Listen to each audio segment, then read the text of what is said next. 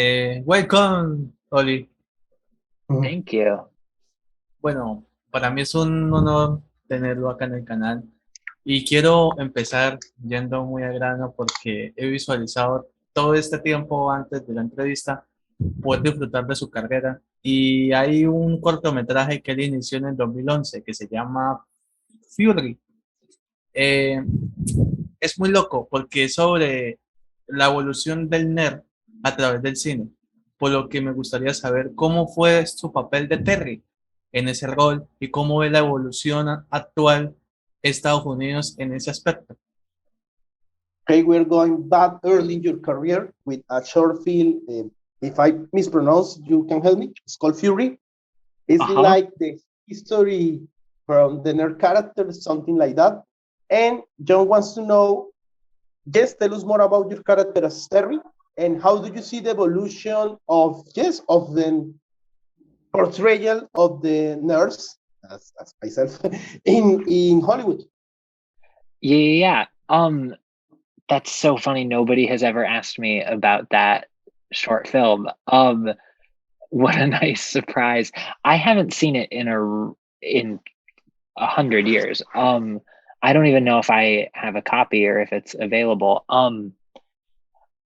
Uh, I think that to answer the second part of the question, I do think that in the last, in the last 10, 15, 20 years, I feel like television and film has made so much more room for unique characters of all kinds.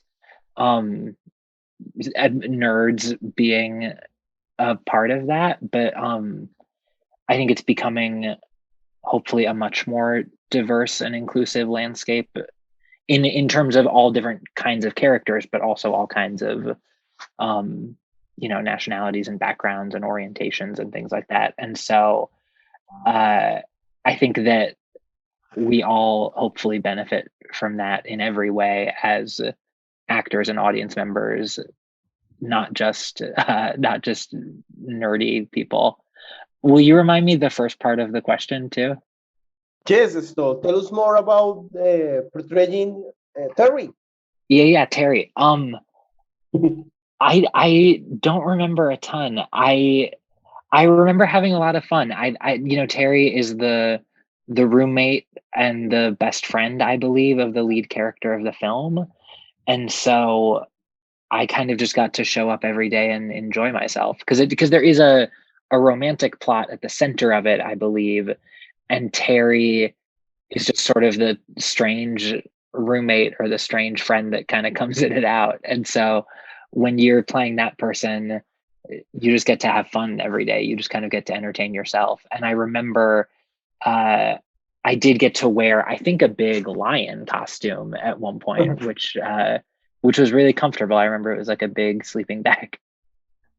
It was like before all the furry, because I know that there are some documentaries and even a subculture of the furries, Hmm. and not only in the US, even in Latin America. It was before all that hype and craziness. I think it definitely existed as a thing that people participated in because I did do some research. I Friend of a friend is heavily involved in that community, and so maybe it's become more prevalent. Maybe it's grown as a movement or as a hobby or whatever we would call it. I certainly don't. I don't know exactly what to call it, and I don't want to be disrespectful, but Sometimes some people it's a way of life. So for some people, yeah, that's such a good way of putting it. And yeah, so it was definitely in existence. Maybe it's grown, but I did learn a good amount about it at the time. I John wants that know that you are the 116 guest of this amazing experiment that we are doing here in Colombia, Uh-huh. and of course the last from this year. So thank you. Well, I'm I'm incredibly flattered to have been asked. I'm really surprised and thankful and flattered. John, creo que entendiste. Eh, Continúa. I understand. Yes. También, bueno, en Terry sabemos de que la temática va sobre alguien apasionado con los peluches de felpa, pero ya 2 años después, en Galaxy Comics, o sea, hace el papel de Steve en el 2012, pero ya es como un amante de los cómics. Entonces, esto es algo muy premonitorio porque hiciste un personaje que amaba los cómics y ahora estás interpretando a alguien que está dentro de los cómics. ¿Cómo es ese desenvolvimiento y ese romper la cuarta pared y llegar a lo que jamás creía, pero cumpliste? Y John, antes de traducir, tú tienes el corto de Furry porque este Oli lleva tiempo en verlo. Ah, lo voy a buscar. Lo miré en una página.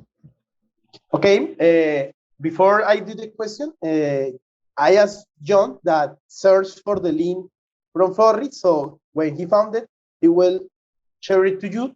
And now we're going to talk about Galaxy Comics.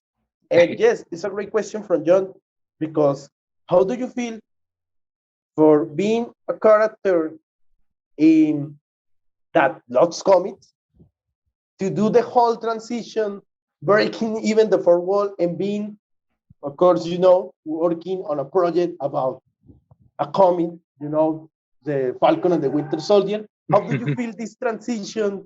It's crazy. And by the way, I feel so bad because I really, really want to see Galaxy Comics and Furry. I will search for it because I don't want to be only the translator. I really want to watch. In fact, I want to tell you about a project that you participated. I really want to watch, but I will tell you later. How do you feel this transition? That's such a good question. I loved Galaxy Comics. I think that is a wonderful short film. And Kevin McMullen, who directed it, I think is so talented. JC Heldrich, who wrote it, I think is so talented. We're all still in touch here and there. I hope I get to work with them again sometime really soon. That was incredibly fun. I remember all of us just sort of felt like we wished that could just be our TV show that we made for years and years and years. That was a wonderful group of people, and I thought that short came out beautifully. And yeah, I guess I had never thought about that parallel before, but I guess there is something nice and something sort of funny to playing someone who was addicted to comic books and now many years later being an actor who gets to be a teeny part of that world. Yeah, it's wild. I mean, I guess the thing I can say is that this line of work is full of a lot of wonderful surprises, and you can't predict where any of it will end up. I mean, if you had told me while I was shooting Galaxy Comics, which was a student film, it was a student film at Columbia in New York City. If you had told me while I was making that I'd be part of, the biggest comic book franchise in the world, I wouldn't have believed you. And so that is a really nice thing that you reminded me of. Thank you. No, in fact, I always feel like thankful with John because, okay, we don't study movies. We study journalism because in our city there are no movie schools. So that's the reason John created the channel.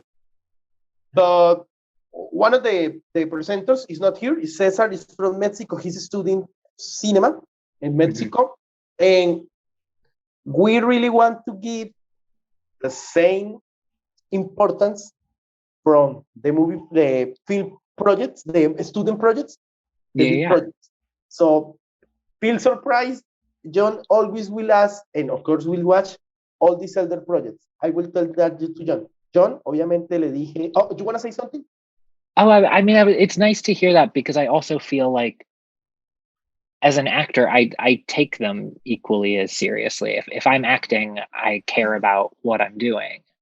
And I think that that's true for most every actor in the world. If you sign up to be part of something, you care about it and you're going to take it seriously. And so that's really nice to hear that you feel the same way. John, después te traduzco algo hermoso. Le prometí a Oli, preguntarles un proyecto que amo, pero quiero seguir con tus preguntas. No, pregúntale, por favor. Okay, Jhon has given me the opportunity. I don't got a question, but I really want to know because one of the movies that always I got on my list was watch is Motherless Brooklyn, man. I mean, Edward Norton. And as a music lover, of course, I know the soundtrack is from Jatenjor, and I know that you made part of this movie. I know that this movie is like a hidden gem. They always say, "Oh my God, this movie really needs more, more views." How do you feel being part of this movie that I really want to watch, and I got on my bossy movies?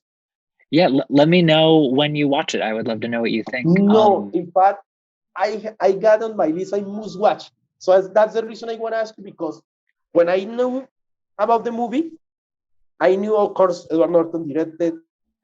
And the reason I want to watch is because I know that the soundtrack is from Tom York. I freaking love Radiohead. So when a project, yes, gets my attention, I want to ask about that. And of course, I really want, I'm sorry, I haven't watched it. I want to watch it. And I want to know about your participation because I know that it's an special movie. Yeah, I'm happy to talk about it. I loved that movie. I was only on it for I think a day, really, but it was really exciting because I've had this happen I think one other time with Lucy Liu when I did an episode of Elementary. It's really fun to be directed by the person that you're in the scene with. And so my scene in Motherless Brooklyn is just me and Ed. And there's something really intimate and really wonderful about your scene partner who's standing 2 feet away from you also being your director. That makes the relationship really it's really exciting because that person is receiving your performance in a very direct and visceral way, and so they're able to direct you with more information than most directors. And also especially on a big movie like Motherless Brooklyn, which was for Warner Brothers, and it's a gigantic production. Typically the director on a film set like that is, yelling at you on a microphone, 4 rooms away. And so, and you're aware of just how gigantic that kind of set is. And so to be on a film that had that scope and that size to it, but inside of that to have an experience that was just Ed and I, like very tight, was really special and really exciting. And I've thought that he's one of the best actors alive forever. And getting to work with him was as exciting and as thrilling as you would hope. I really hope I get to work with him again. I think he's just the best. I can't believe I got to do that.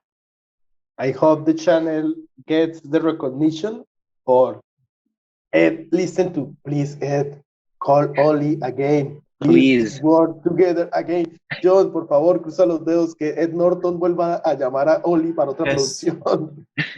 Please. No, también de ese personaje me gustaría saber cómo usted ve la perspectiva de los protagónicos con diferentes habilidades diferentes a lo que se pueden considerar personas que tienen no digamos falacia, sino algo notorio como lo es el de Edward Norton. Entonces, ¿cómo ve ese aspecto desde los personajes? ¿Sobre qué aspecto le gustaría manejar él? ¿Sobre de pronto alguna condición en el cine que se plasme? ¿Cuál le gustaría protagonizar? Ya entendí. First, Jhon got another question from that movie.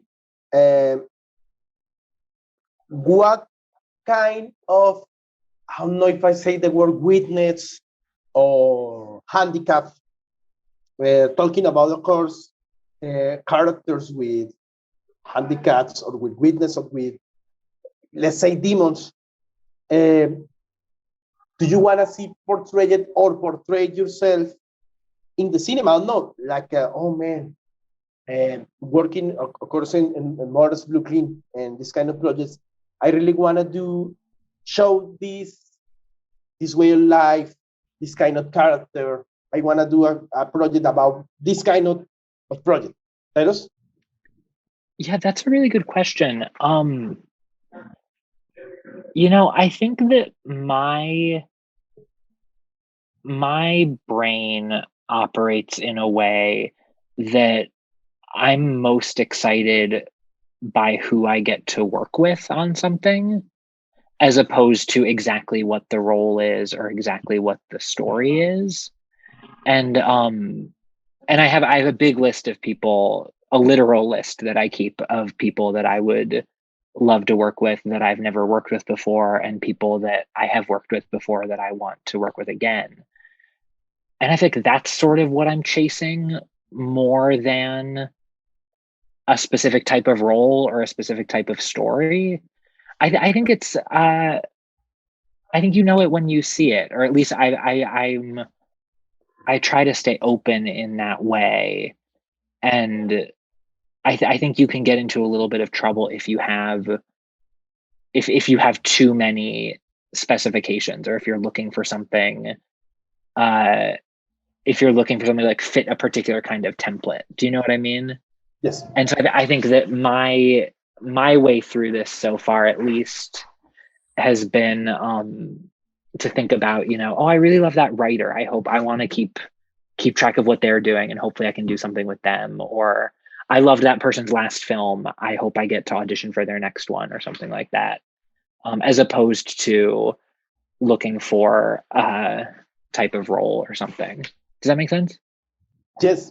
No, in fact, I know that you won't gain names, but I hope never not to call you again. No, I want to share you a little story with the permission of Jhon, of course, that we got on the channel.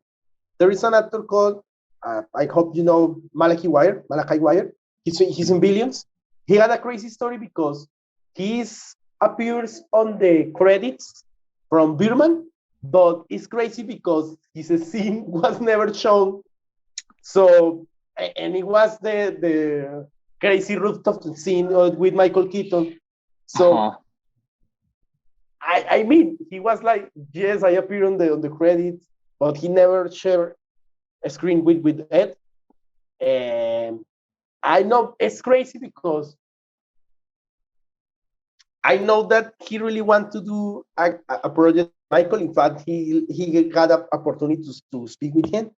So every story that we share here, I don't know, it's like a window from how is the industry. And no, man, I really want to work not only with that, but I will say it now, even with that actor that we interviewed with Malachi Weir. It's crazy, yeah, because he started like everybody, step to step, and he got like a recurrent role in a big series like Billions, and of course you are in a big series like Falcon and the Winter Soldier. I will tell Jhon that. I know, I hope that I say that makes sense, yes? Yeah, absolutely. Jhon, es que le conté, ahí eso sí lo traduzco, que me recordó mucho lo que le pasó a Malachi con el Birman. Y a mí me gustaría, él dijo que no diría nombres, pero a mí me gustaría verlo trabajando no solo con Eduardo Orto, sino con Malachi. ¿Tú te lo imaginas? Wow, para mí me encantaría. Y sabe también ¿Con con quién? quién me encantaría que él trabaje. Me gustaría que él trabajara con lo que es el actor que entrevistamos desde el inicio, Nelson Woon. Me gustaría que Oh, trabajara él. yes, in fact, Jhon say another name that we got on the channel. He really want to see you work with Nelson Wong.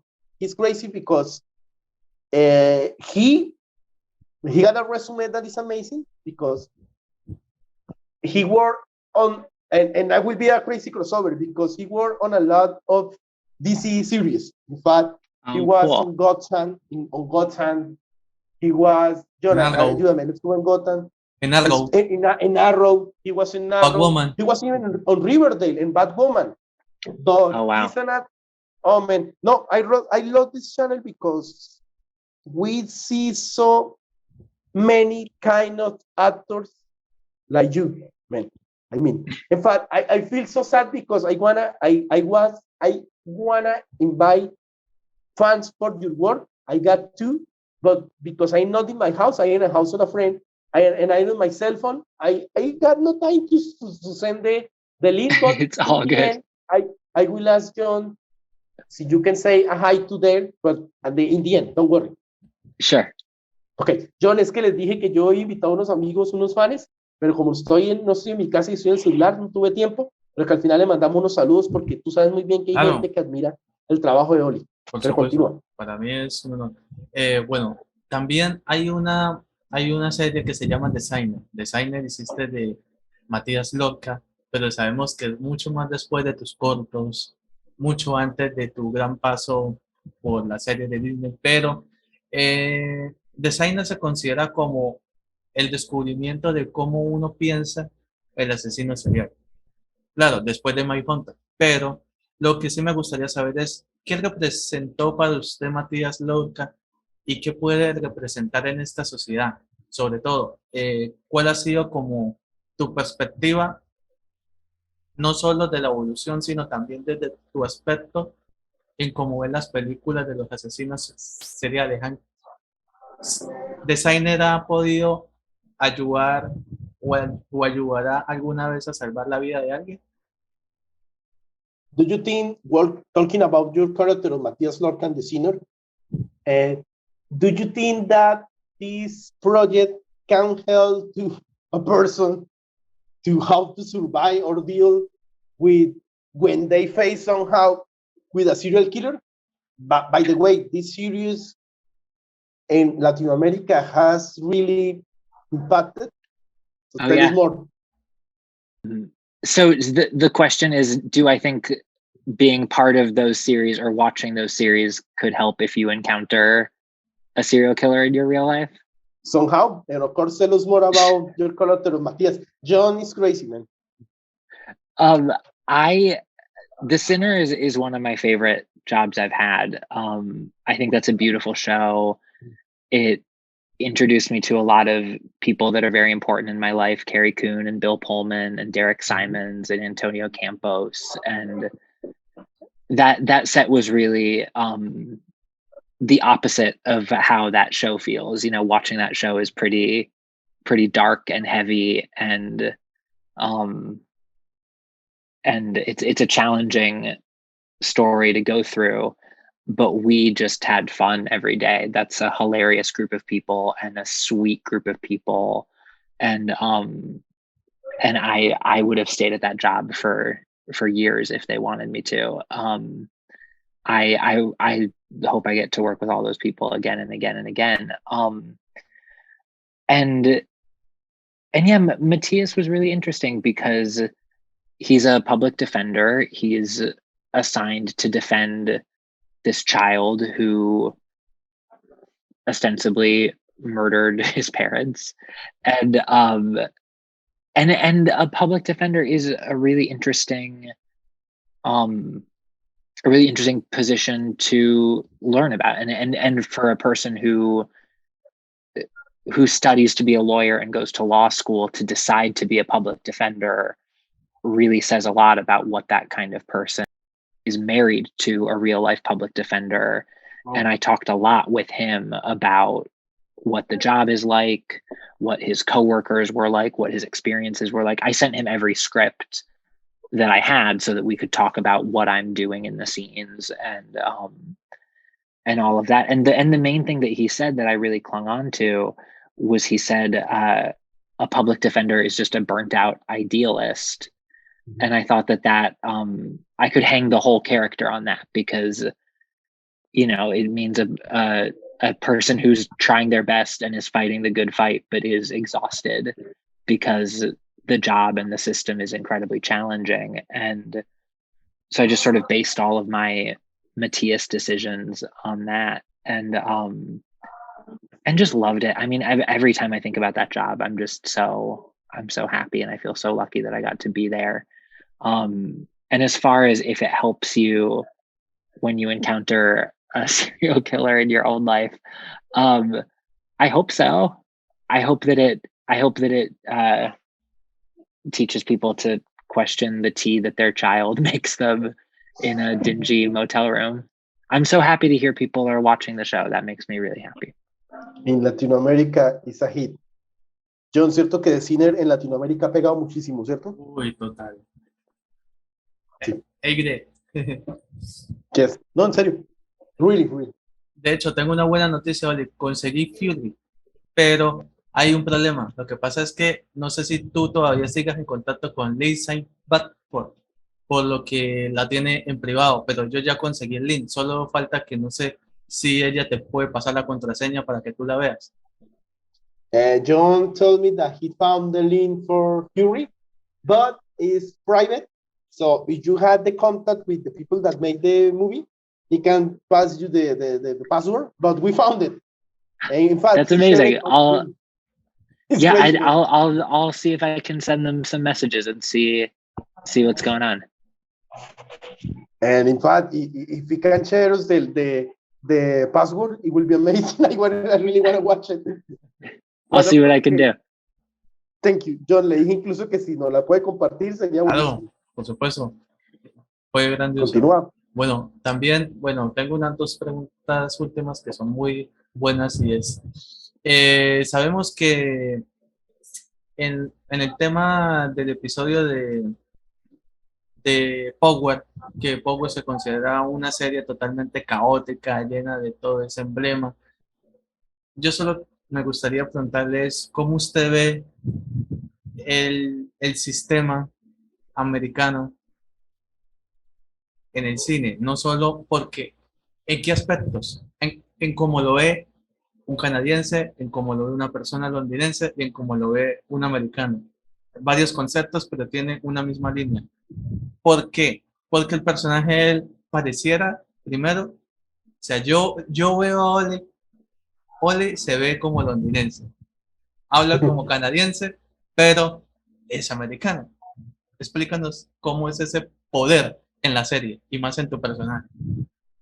Oh my God, this question is crazy, but I hope I can translate it well.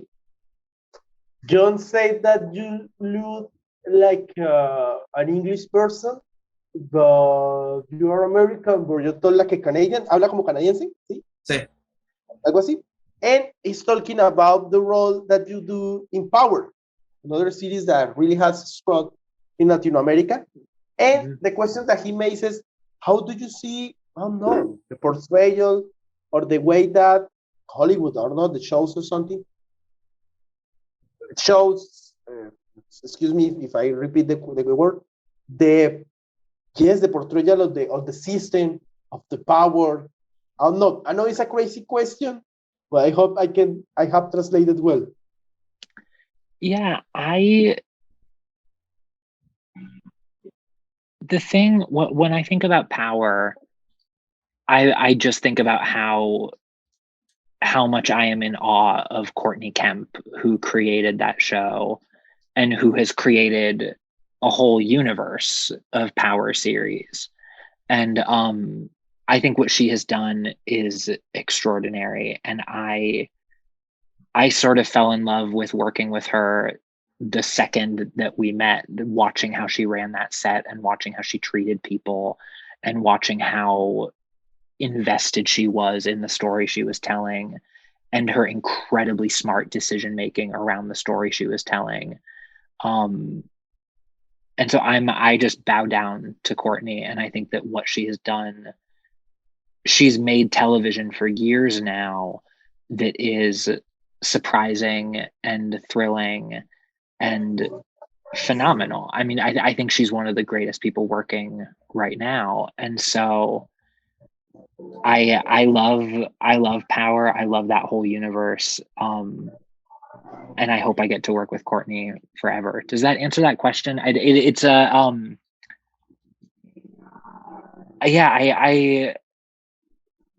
when I think about Power and what it puts out into the world, I think about Courtney and how amazing she is. Bueno, la última pregunta más así es la que todos los fans están esperando de Falcon y el Soldado del Invierno.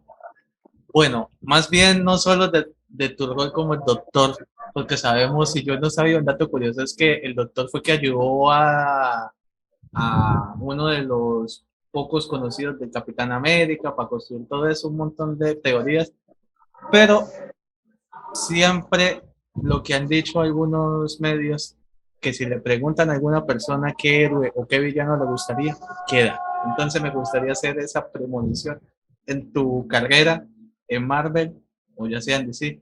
¿Qué superhéroe o qué villano le gustaría interpretar? ¿Cuál ansía con ansias de pronto algún personaje de los cómics que aún no ha salido? Y bueno, ¿cómo es la experiencia, no solo como el doctor, sino que aprendiste de esa vida médica, más en una serie que es gigantesca? No, y la está rompiendo.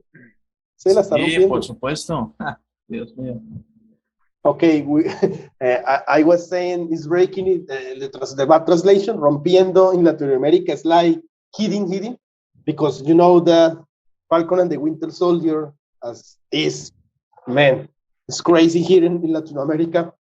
And John got a lot of questions, but I will try to resume it. Okay, knowing that some kind of spoiler that this doctor had something to do later with a really, really special part of the Captain America lore, but we won't tell that.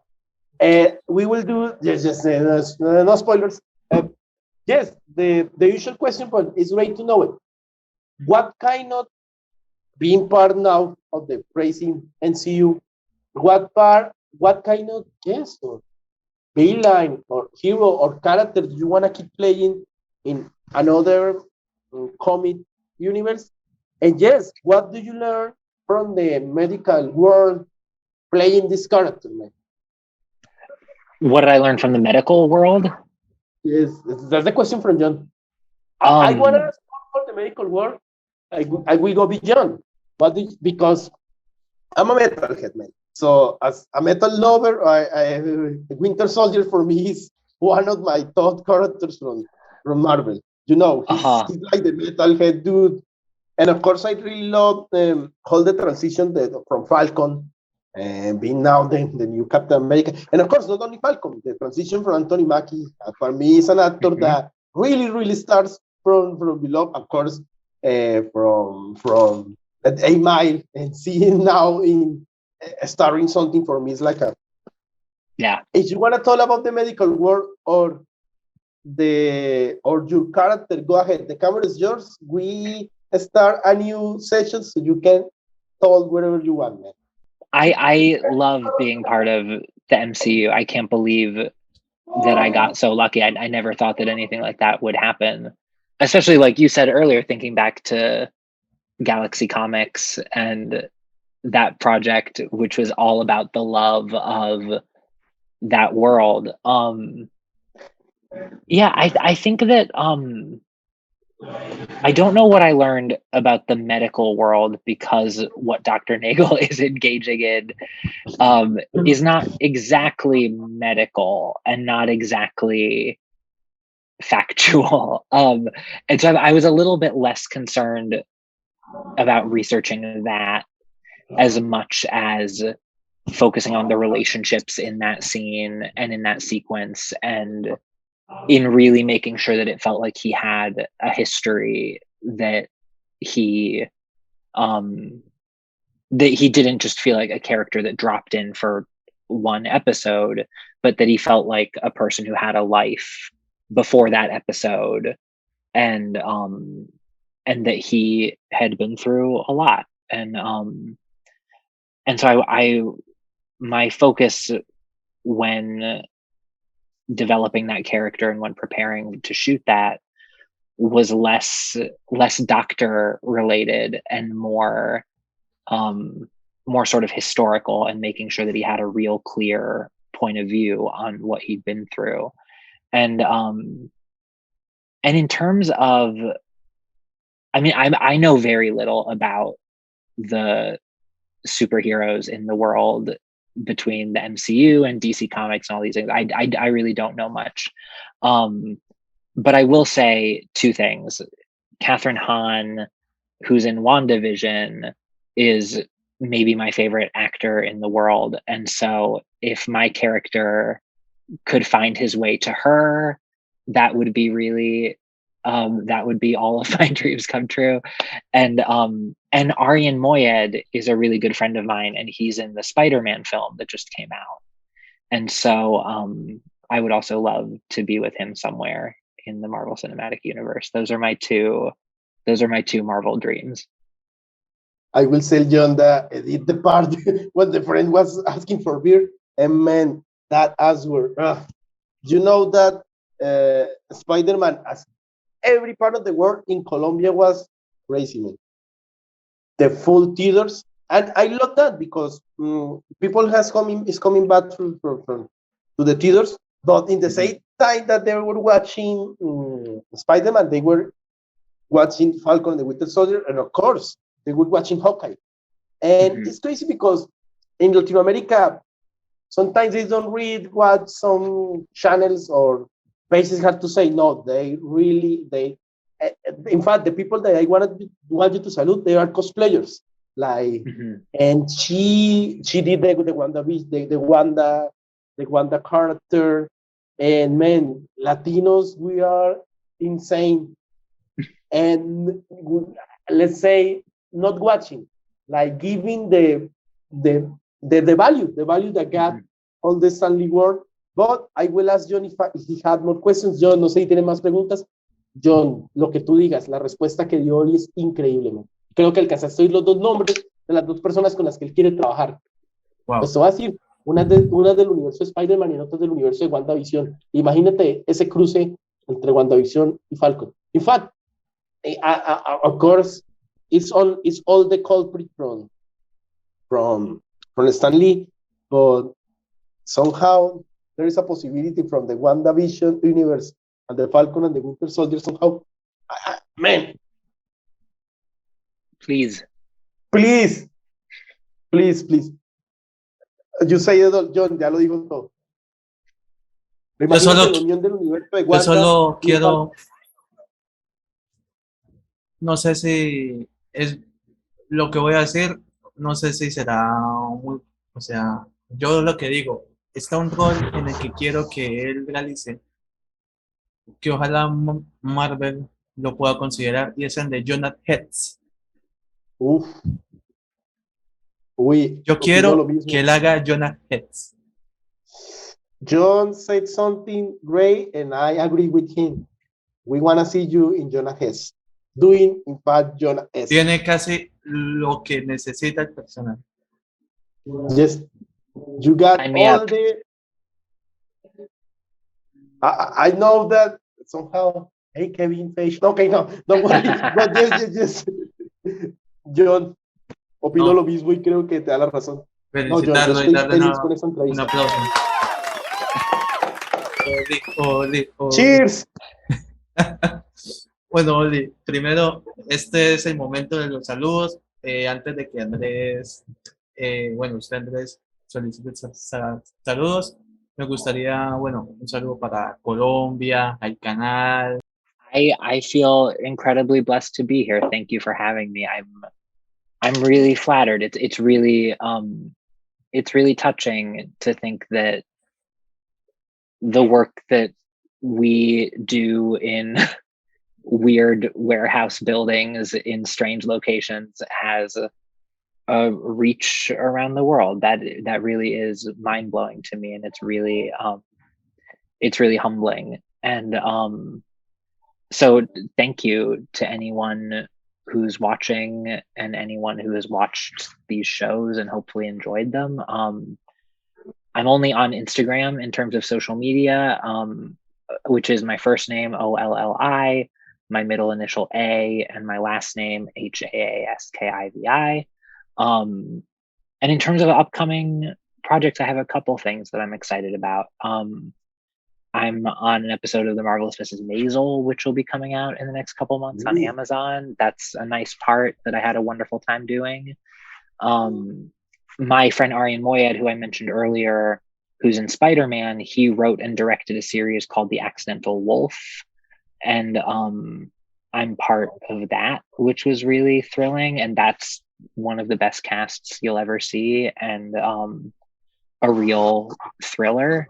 And excuse me, and then the third thing coming out in March that I'm really excited about is Adam McKay and Max Borenstein are making a series for HBO about the Lakers in the 1980s, and I play Phil Knight, the man who co-founded Nike, on an episode of that series, and that I shot that in Los Angeles over the summer, and yeah, it's one of my very favorite jobs I've ever had. I really had the time of my life doing that.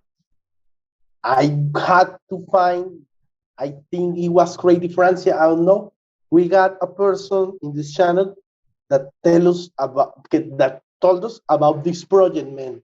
You're the second person, and I'm like hyping out. In fact, all the alcohol in my head, as I'm sober now. Wow.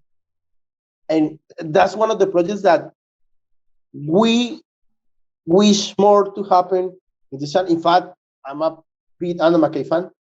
And you know that Don't Look Up in Colombia and all the world is number one. It's crazy. I had to finish, by the way, that movie. But I will tell Jhon because he had to remember. Jhon, ¿fue Crazy Francia el que nos habló del proyecto de Adam McKay sobre los Lakers? Sí. Y no. Yes. No. Fue Rudy Quintanilla.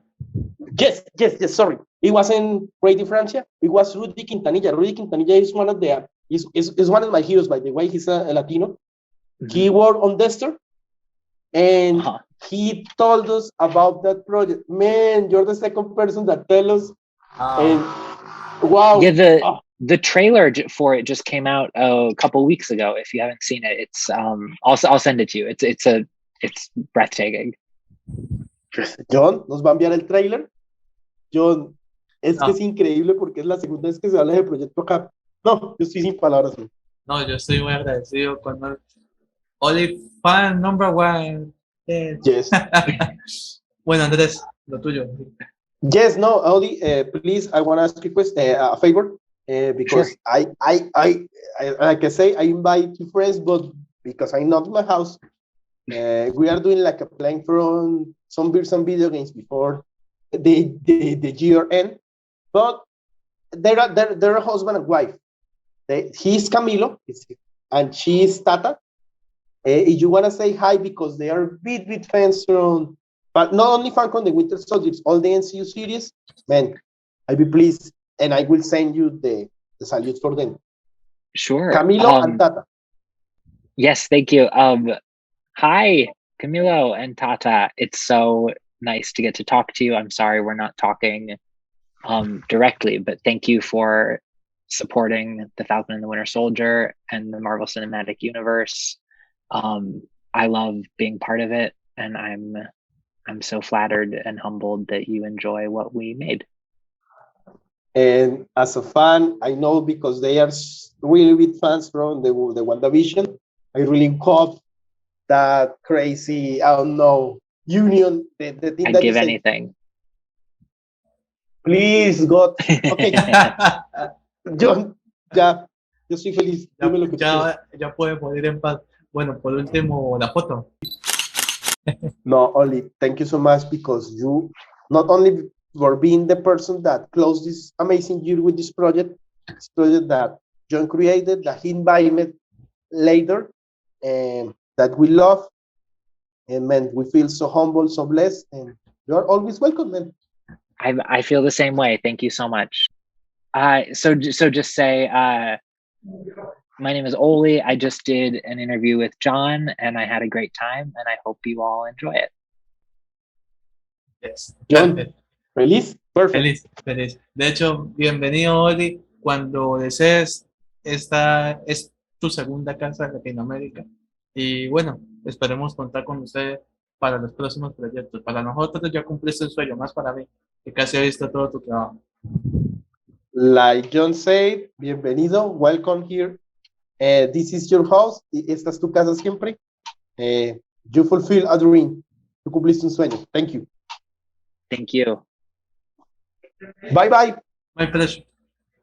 I really appreciate it. Thank you. No, the pleasure is really an honor, man. Thank you. Thank you.